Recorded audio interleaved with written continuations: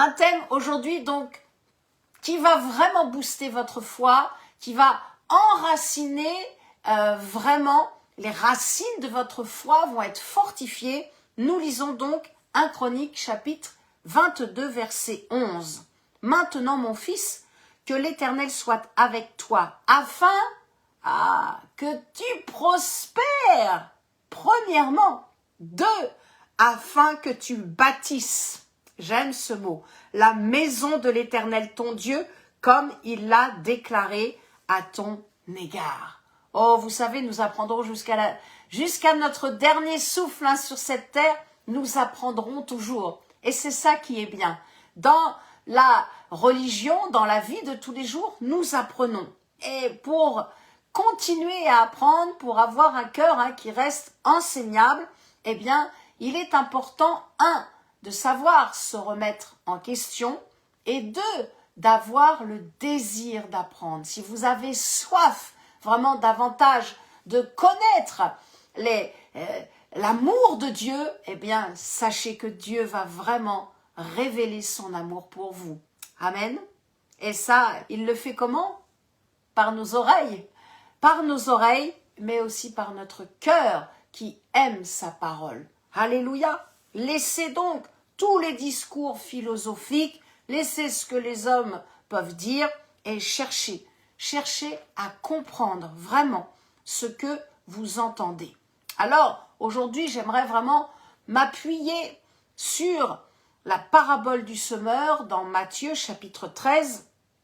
Nous allons voir que il est évident, je vous parle déjà depuis quelque temps, de la semence et que le but de la semence, c'est de porter du fruit. Et je proclame sur votre vie, je vous bénis et je crois qu'en cette nouvelle année, vous allez porter du bon fruit. Alléluia, parce que votre semence, votre semence d'hier va apporter un bon fruit aujourd'hui et demain. Mais, et vous allez rencontrer 3 problèmes. 3 problèmes. Je m'appuie sur Matthieu 13, la parabole du semeur. Le premier problème que vous allez rencontrer lorsque vous allez pour semer, lorsque vous allez pour évangéliser, je suis une évangéliste, alors je vous booste, je suis là en train d'allumer le feu dans votre cœur pour continuer d'annoncer, de semer auprès des personnes que vous allez rencontrer. Mais vous allez aussi rencontrer à chaque fois que vous allez semer 3 problèmes. Le premier, c'est le diable. Le diable, il ne faut pas l'oublier. Nous sommes sur terre. Bientôt, nous partirons dans les nuées, nous serons dans les airs avec Jésus et nous ne serons plus ennuyés par Satan. Mais en attendant, nous sommes là sur terre. Et donc, le diable est là et il vient souvent pour arracher. Il vient pour arracher la parole en la détruisant et en laissant une pensée religieuse. Satan aime retirer tout ce qui a de la saveur, tout ce qui a du goût. Et il aime retirer la saveur de la parole de Dieu. Amen. Peut-être vous souffrez, vous n'avez plus de goût à rien. Je prie en cet instant dans le nom de Jésus-Christ afin que vous retrouviez le goût de la joie de vivre, la joie du salut. Et peut-être même c'est le goût au niveau des aliments. Eh bien, je proclame que tout votre système digestif maintenant est visité par le Saint-Esprit. J'appose le sang de Jésus sur vos systèmes digestifs et je proclame la guérison et la délectation de pouvoir savourer, d'avoir la saveur dans votre papille, dans votre bouche, sur votre langue, au nom tout-puissant de Jésus-Christ. Alléluia, alléluia. Nous avons un Dieu d'alliance et lorsque nous prions au nom de Jésus-Christ, alors Dieu le fait. Amen. Parce qu'il est un Dieu d'alliance. Parce que Dieu est en train de voir ma foi. Parce que Dieu a entendu votre requête, votre prière qui est montée jusqu'à lui. Alors il envoie. Nous sommes des envoyés. Amen. Ceux qui servent Dieu, nous sommes des envoyés et Dieu nous envoie, que ce soit par un live, que ce soit lors d'une prédication, que ce soit lors d'un grand rassemblement. Dieu envoie des hommes et des femmes afin de prier pour vous. Alléluia. Et ce soir, je suis une bénédiction pour vous. Alléluia. Je suis une bénédiction pour vous. Et vous êtes bien sûr une bénédiction pour moi. Je suis très heureuse de continuer, de vous dire, premier problème, il y a le diable, ne l'oubliez pas. Mais le deuxième, c'est que des fois, il va falloir enraciner sa foi pour passer à l'action. C'est un problème de racines. Ça veut dire que vos racines sont trop faibles. Regardez une plante. S'il n'y a pas assez de racines, eh bien la plante va mourir. Il faut fortifier les racines de votre foi. Comment ça se fait? Eh bien, il faut vivre, chers frères et sœurs, selon la parole révélée, afin d'être propulsés pour agir. Lorsque nous allons, par exemple, pour aller faire quelque chose, peut-être demain vous allez aller au marché pour faire vos courses, je ne sais, mais bon, il va falloir qu'il y ait quelque chose qui vous propulse. Soit votre réfrigérateur est vide, soit les enfants sont là et ont faim, bref, ou vous-même vous avez faim, cela propulse votre action pour aller faire vos courses. Eh bien, il y a des choses dans notre vie qui vont propulser la fortification des racines de notre foi chrétienne. Le pardon en est un exemple. À chaque fois que nous pardonnons, amen, à chaque fois que nous pardonnons, eh bien, nous augmentons la grosseur des racines en nous. Nous faisons pousser vraiment les racines dans notre vie. Alléluia, alléluia. Je ne connais pas d'autre religion que la religion chrétienne qui parle de pardon. Dans les autres religions, on n'en parle pas. Au contraire, on va se venger, œil pour œil, dent pour dent. Non, ça c'est la loi. C'est avant. C'était avant. Mais au moment où Jésus a dit tout est accompli, à ce moment-là, le pardon est libéré. Donc, premier problème, ne l'oublions pas le diable, parce qu'il est toujours là. Hein. Il rôde, il est là. Deuxième problème, il va falloir donc avoir des racines fortes. Et le troisième problème que nous allons rencontrer lorsque nous allons pour semer, lorsque nous allons pour évangéliser, eh bien, ça peut être les étouffements. Quand les racines sont desséchées, elles ne pourront pas libérer le fruit. Il faut que les racines soient grasses, soient huilées. Amen.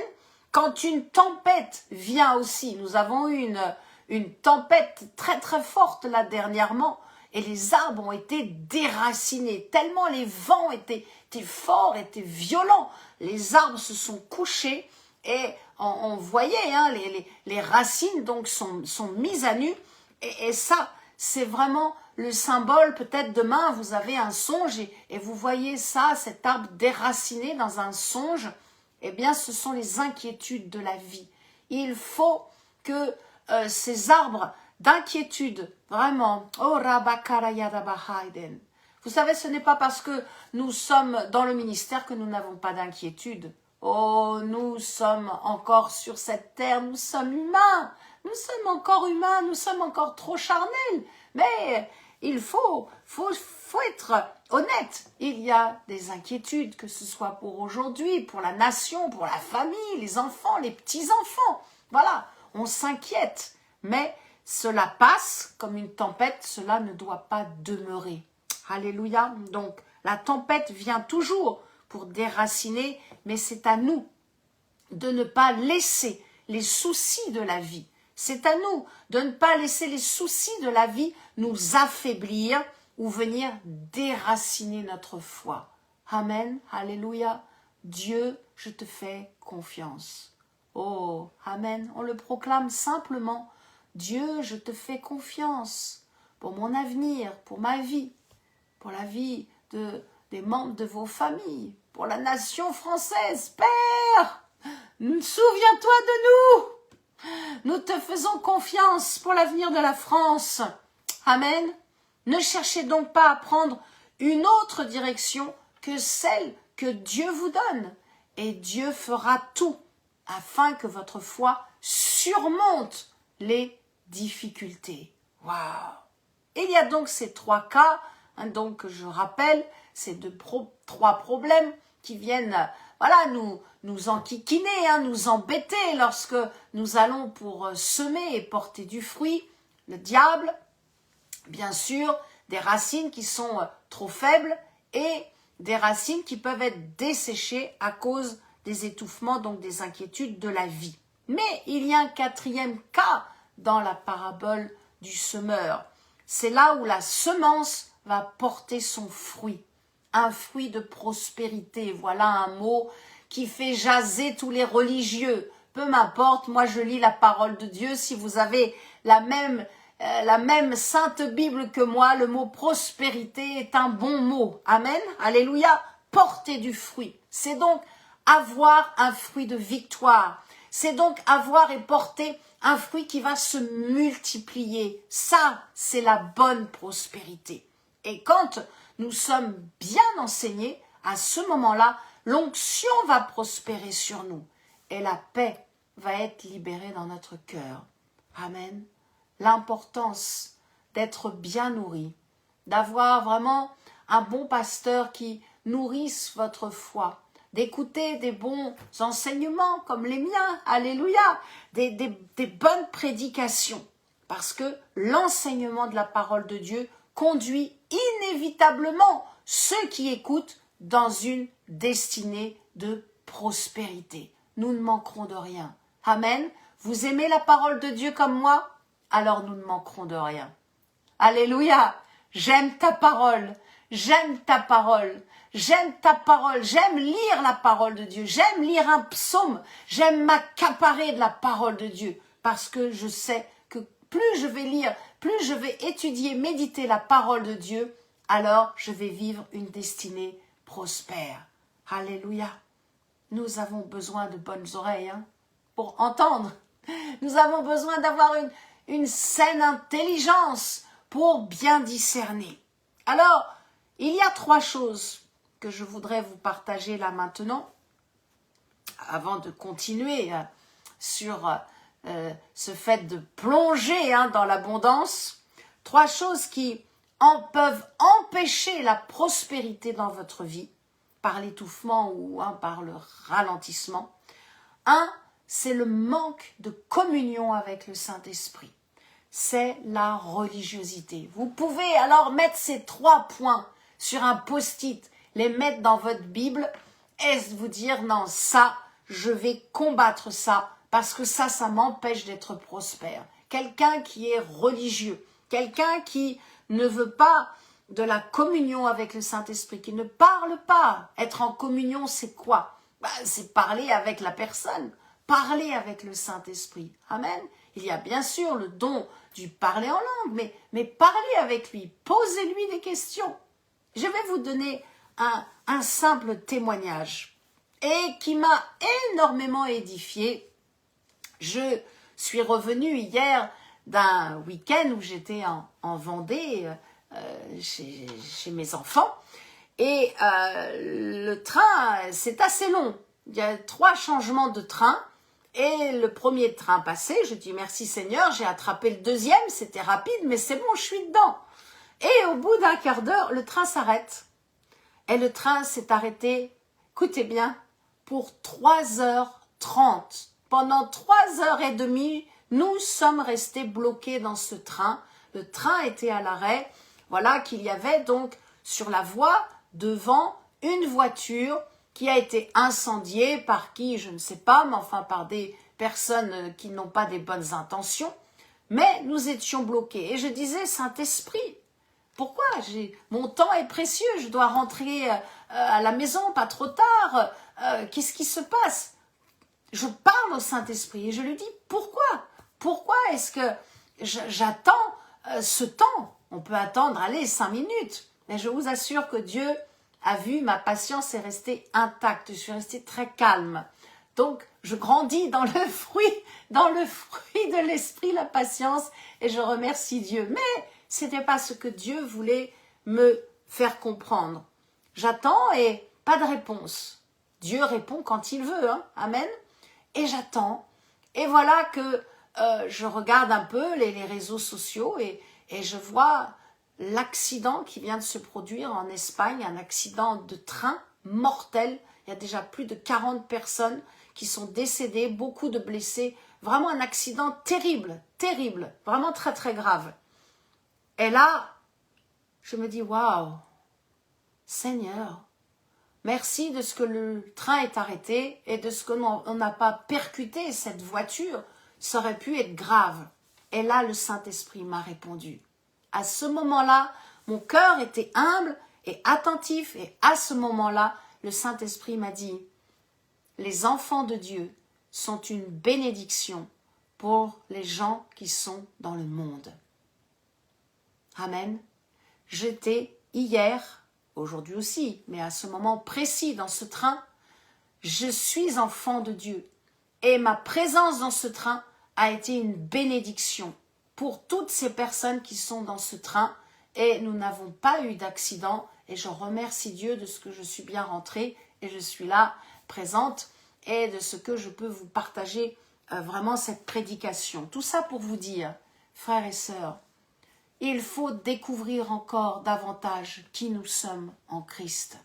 Nous sommes le sel de la terre. J'aime, vous savez, Matthieu 5, 14, nous sommes la lumière du monde. Cela veut dire que partout où vous êtes, vous sentez le Saint-Esprit qui vous convainc aussi.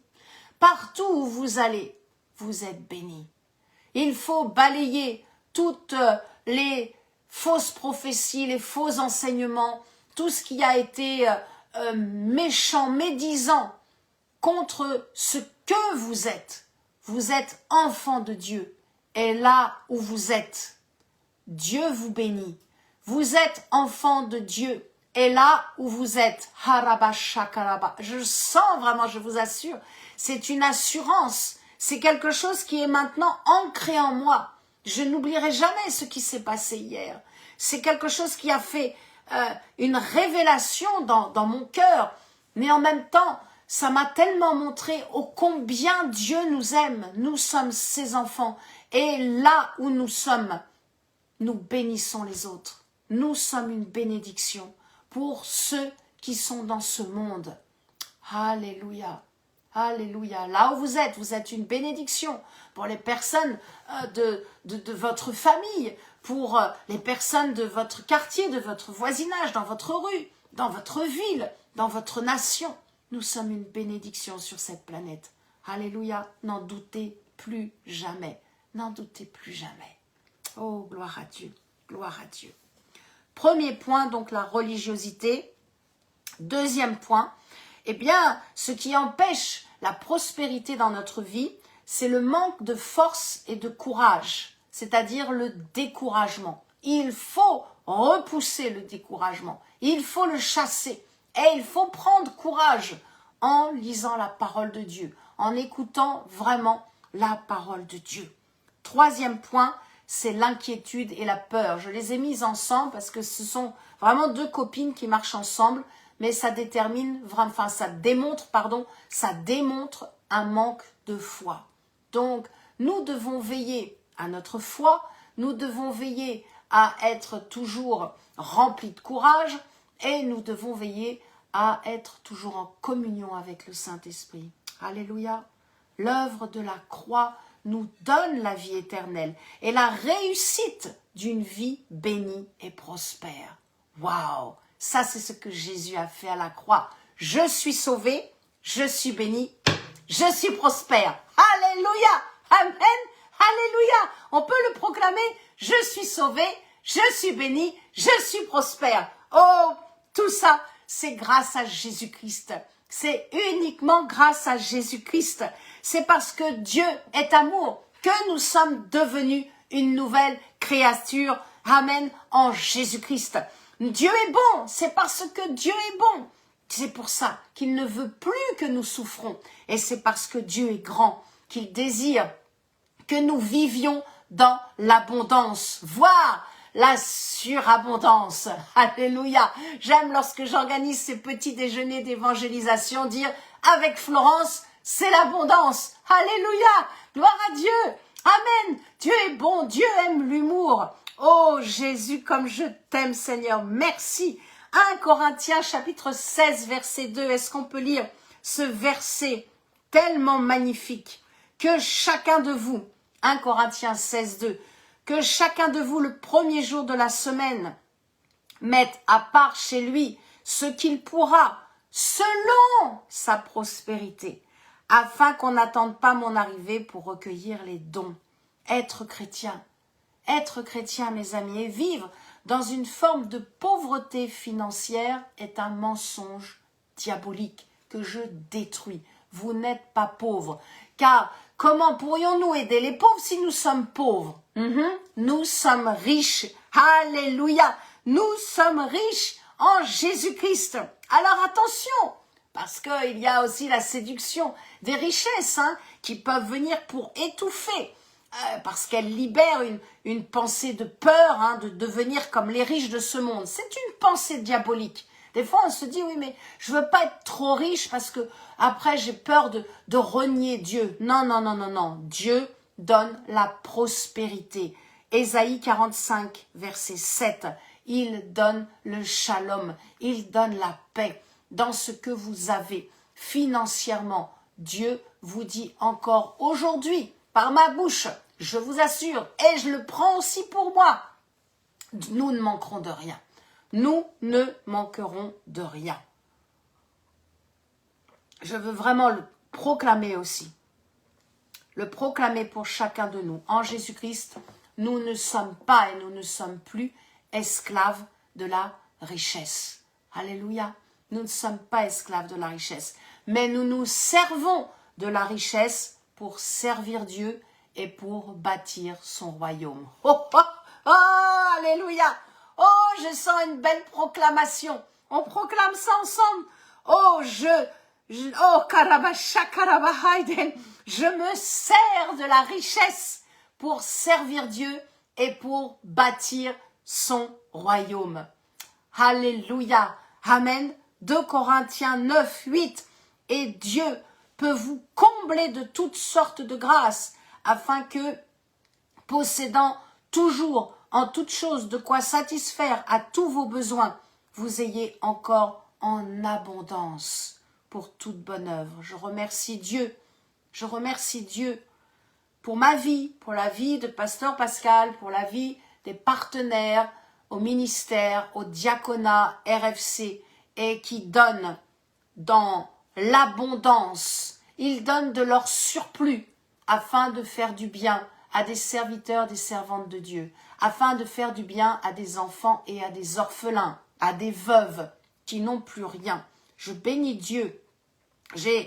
Vous savez, des pasteurs, nous travaillons avec des pasteurs, des évangélistes, et un prophète aussi, en francophonie. Et l'un d'eux, pasteur Kéou, qui est à Palimé au Togo, que je bénis, m'a envoyé une photo dimanche et me dire, voilà maman, là sur ce temps de culte, nous avons pu acheter un pagne pour une veuve et pour un orphelin. Il n'avait rien, il n'avait plus rien à se mettre. L'église a pu cotiser et on a pu donner. Ça c'est l'abondance. Alléluia. Et pourtant, je vous assure, pasteur Kéou et évangéliste Viviane ont vraiment pas beaucoup, mais ils gardent toujours un surplus pour pouvoir donner à ceux qui n'ont rien, à ceux qui sont démunis. Alléluia. Ça c'est la prospérité. Ça, je vous assure. La prospérité, c'est pas de vivre dans une maison qui fait 2000 mètres carrés et d'avoir le dernier téléphone ou la super voiture qui va vite. Non, non, non. Ce n'est pas ça la prospérité. C'est vraiment de faire du bien pour toute bonne œuvre. Pour toute bonne œuvre. Je ne sais quelle est l'œuvre que Dieu veut que vous fassiez. Peut-être vous voulez aider des orphelins. Alors venez, rejoignez-nous. Allez sur le site www.rfcfrance.com et sur le lien, l'onglet diaconat, vous verrez ce que nous faisons. Peut-être vous allez travailler avec une autre association pour, je ne sais pas, creuser des puits pour qu'ils aient de l'eau, pour pouvoir aider d'autres enfants. Nous sommes à Madagascar et nous sommes en Afrique, mais peut-être Dieu veut vous utiliser pour aller en Asie, en Philippines. Il y a tellement de malheureux, tellement de besoins sur cette terre. Mais surtout, si vous croyez en Jésus-Christ, vous ne pouvez pas juste aller à l'église, ce qui est déjà bien. Donnez votre dîme, ce qui est déjà très bien. Donnez une offrande pour un serviteur, une servante de Dieu, comme mon ministère. C'est déjà très bien. Mais ce qui est encore plus, vraiment, de donner aussi une aumône pour toute bonne œuvre, pour les œuvres, pour ceux qui n'ont rien du tout. Ceux qui ne savent pas s'ils vont manger au début de la journée. Qu'est-ce qu'ils vont pouvoir manger? Alléluia. En tout cas, je vous bénis et je prie pour tous ceux déjà qui sont les partenaires fidèles qui nous regardent et qui donnent et qui s'aiment. Je vous bénis et je vous dis, Dieu prend soin des orphelins. Dieu est le père des orphelins, le défenseur des veuves. Et lorsque vous semez pour faire du bien à ces tout-petits, pour faire du bien à ces femmes qui sont seules, délaissées, parfois même abandonnées, eh bien, je vous dis, il ne manquera rien dans votre maison. Il ne manquera rien pour vous et pour votre famille. Alléluia, car le Dieu que je sers est un Dieu fidèle. Le but, donc, de la semence, c'est l'abondance, c'est la multiplication. C'est vraiment, ça doit déborder. Oh, j'aime ce mot. Ça doit déborder. 2 Corinthiens 9, nous allons lire ensemble le verset 6 et 7. Amen. L'abondance est pour des gens épanouis. Amen. Alléluia. Nous sommes épanouis en Jésus-Christ. Amen, car nous vivons l'abondance. 2 Corinthiens 9, verset 6. Sachez-le, celui qui sème peu moissonnera peu, et celui qui sème abondamment moissonnera abondamment. Oh, j'aime cela. Que chacun donne comme il l'a résolu en son cœur, sans tristesse ni contrainte, car Dieu aime celui qui donne avec joie. Alléluia. Donnons, donnons avec joie. Dieu aime l'abondance. Il est une abondante, d'ailleurs, source de vie. Et Dieu libère des pluies abondantes, des récoltes abondantes. Dieu libère l'abondance de la vigueur, l'abondance de la vie, de la bonne santé. Oh, il aime donner la guérison, il aime donner la joie de procréer, la joie d'avoir des tout-petits, de donner l'abondance de fils et de filles. Amen. Oh, quelle grâce d'être appelé enfant de Dieu, le Dieu d'Israël, bien sûr. Colossiens 3, 16. Que la parole de Christ habite parmi vous abondamment.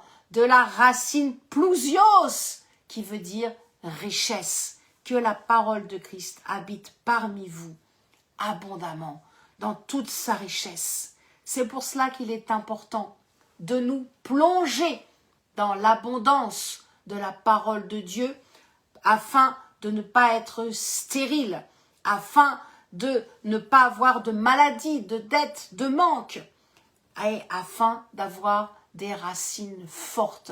Il faut, en cette année, fortifier encore les racines de votre foi, afin qu'il n'y ait pas de dessèchement, afin qu'il n'y ait pas de mort, mais que vous ayez une vie comblée et une vie épanouie. Que vous soyez un homme ou une femme, que vous ayez 20 ans ou que vous soyez un peu plus âgé, Dieu désire vraiment que vous ayez une vie comblée et épanouie. Ainsi donc, il faut plonger dans l'abondance de la parole de Dieu. La parole de Dieu est si riche, elle est si riche. Il y a une surabondance. Vous manquez de quelque chose, alors plongez-vous dans la parole de Dieu.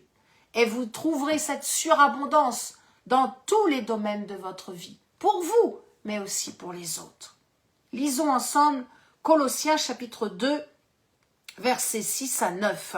Ainsi donc, comme vous avez reçu le Seigneur Jésus-Christ, marchez en lui, étant enracinés et fondés en lui, et affermis par la foi, d'après les instructions qui vous ont été données, et abondés de la racine périsséo, abondés en action de grâce. Alléluia. Nous ne savons plus remercier ni dire merci. remercie Dieu pour chaque chose, chaque bénédiction, mais remercions Dieu pour toute chose. Abondons en action de grâce. Prenez garde que personne ne fasse de vous sa proie par la philosophie et par une, attention, vaine tromperie, s'appuyant sur la tradition des hommes, sur les rudiments du monde et non sur Christ, car en lui habite corporellement toute la plénitude de la divinité. Alléluia. Romains 5, verset 20 est un autre verset aussi très intéressant qui nous montre aussi que Dieu désire que nos cœurs soient comblés. Romains 5, 20. Or, la loi est intervenue pour que l'offense abondât. Mais là où le péché a abondé, la grâce a surabondé. De la racine hyperpéricéo, c'est-à-dire c'est encore plus que ce que nous venons de voir dans l'abondance. C'est cette surabondance, surabondance, cela veut dire d'être comblé. Lorsque nous vivons dans la surabondance, nous sommes comblés. Je peux aller faire mes courses, je peux aller acheter à manger. Je suis comblé. Ce mois-ci, nous avons pu soutenir, nous avons pu aider et nous avons pu continuer à faire pour faire du bien à ceux qui en ont besoin. Amen. Donc, comme l'apôtre Paul, je voudrais vraiment faire cette prière pour vous, tirée de Romains chapitre 15, verset 13. Que le Dieu de l'espérance vous remplisse de toute joie et de toute paix dans la foi. C'est ma prière également. Pour que vous abondiez en espérance par la puissance du Saint-Esprit. Amen. J'aimerais relire ce passage. Vous êtes avec moi? Alléluia, dans Romains donc 15, 13. Romains chapitre 15, verset 13. Que le Dieu de l'espérance vous remplisse de toute joie et de toute paix dans la foi, pour que vous abondiez en espérance par la puissance du Saint-Esprit. Nous pouvons donc réaliser l'impossible. Il y a des choses aujourd'hui qui semblent, waouh, une montagne, quelque chose qui nous semble vraiment impossible. Et pourtant, je le crois, en cette année 2026 que nous vivons, je crois que rien n'est impossible avec Dieu. Dieu est avec nous de jour comme de nuit. Rien n'est impossible pour lui. Et donc, cela va amener aussi notre entourage à la réussite et les faire prospérer. Car je l'ai dit, nous sommes aussi une bénédiction pour ceux qui vivent autour de nous. Alléluia. Je finirai avant de prier pour vous avec ce passage que j'ai commencé, 1 Chronique 22, verset 11. 1 Chronique 22, 11. Maintenant, mon fils, que l'Éternel soit avec toi, afin que tu prospères et que tu bâtisses la maison de l'Éternel ton Dieu, comme il l'a déclaré à ton égard. Amen. Oh, gloire à Dieu. Je prie en cet instant pour la réussite. Si vous avez quelque chose à bâtir, que ce soit votre vie, votre couple, votre famille, mais peut-être aussi matériellement, une maison, peut-être c'est aussi un local pour mettre l'église, mais aussi pour bâtir votre ministère. Car nous avons tous le ministère de la réconciliation. Peut-être vous n'êtes pas appelés à être dans le ministère selon Éphésiens 4, 11, mais je vous dis que Dieu vous confie déjà un ministère, celui de la réconciliation. Et je prie afin que vous bâtissiez ce ministère de la réconciliation. Je prie afin que vous ayez une bonne mentalité, la mentalité du semeur, la mentalité du moissonneur. Un jour vous semez, demain vous allez récolter, vous allez moissonner, mais en toute chose, c'est Dieu qui fait croître. Alléluia pour votre patience. Alléluia pour le temps où vous allez déposer la semence et le temps où vous allez cueillir le fruit. Oh, louange et gloire à ton nom. Je prie afin que vous viviez non point dans l'abondance, mais dans la surabondance. Que vous ne manquiez de rien. Que lorsque les factures vont arriver, que vous ne soyez plus dans la quiétude. Je balaye les inquiétudes des factures, de l'URSSAF, de tous les impôts, les taxes à payer. Je balaye tout cela au nom de Jésus-Christ. Et je proclame que vous ne manquerez de rien, que vous allez et que dès que je prie, vivre une vie comblée et épanouie.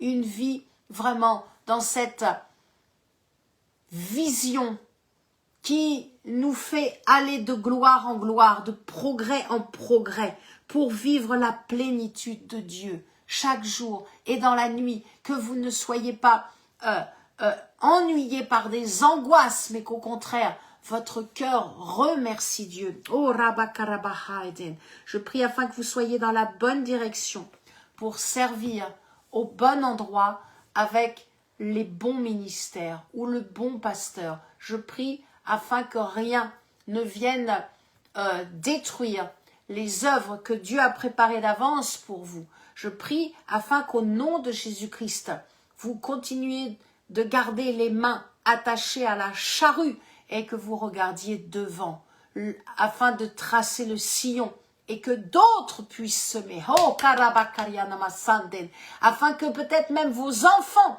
demain puissent semer là où vous avez tracé le sillon.